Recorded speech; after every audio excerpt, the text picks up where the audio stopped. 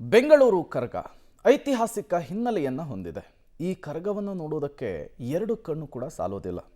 ಮುಂದಿನ ವರ್ಷದ ಬೆಂಗಳೂರಿನ ಐತಿಹಾಸಿಕ ಕರಗ ಮಹೋತ್ಸವಕ್ಕೆ ಈಗಿನಿಂದಲೇ ಸರ್ಕಾರ ಮತ್ತು ಮುಜರಾಯಿ ಇಲಾಖೆ ಸಿದ್ಧತೆಯನ್ನು ನಡೆಸ್ತಾ ಇದೆ, ಅಲರ್ಟ್ ಆಗಿದೆ.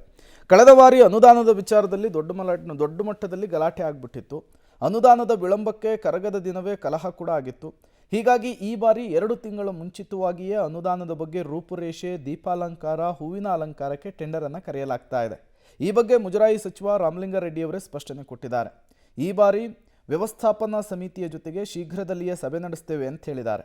ಹಾಸನಾಂಬೆ ಜಾತ್ರೆಯ ಮಾದರಿಯಲ್ಲಿಯೇ ಕರಗಕ್ಕೂ ಕೂಡ 2 ತಿಂಗಳು ಮುಂಚಿತವಾಗಿಯೇ ಎಲ್ಲ ರೂಪುರೇಷೆಗೆ ಸಜ್ಜುಗೊಳಿಸಲಾಗಿದೆ. ಈ ಬಾರಿ ಕಡಲೆಕಾಯಿ ಪರಿಷೆಗೆ ಹೆಚ್ಚು ಜನ ಹರಿದು ಬಂದಂತೆ ಕರಗಕ್ಕೂ ಕೂಡ ಲಕ್ಷಾಂತರ ಜನ ಸೇರುವಂತಹ ಸಾಧ್ಯತೆ ಇದೆ.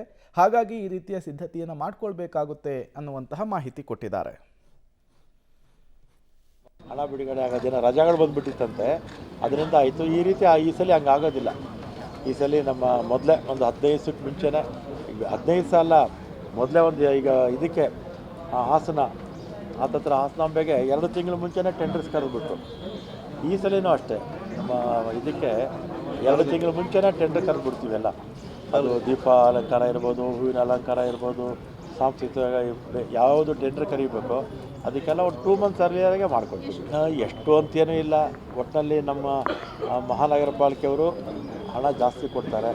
ಅವ್ರ ಹತ್ರ ಇನ್ನೂ ಸ್ವಲ್ಪ ಕೇಳಿ ತೊಗೊಳ್ತೀವಿ. ಪ್ಲಸ್ ನಮ್ಮ ಮುಜರಾಯಿ ಇಲಾಖೆದು ಹಾಕ್ಕೊಡ್ತೀವಿ. ಹೇಳೋಕ್ಕಾಗಲ್ಲ,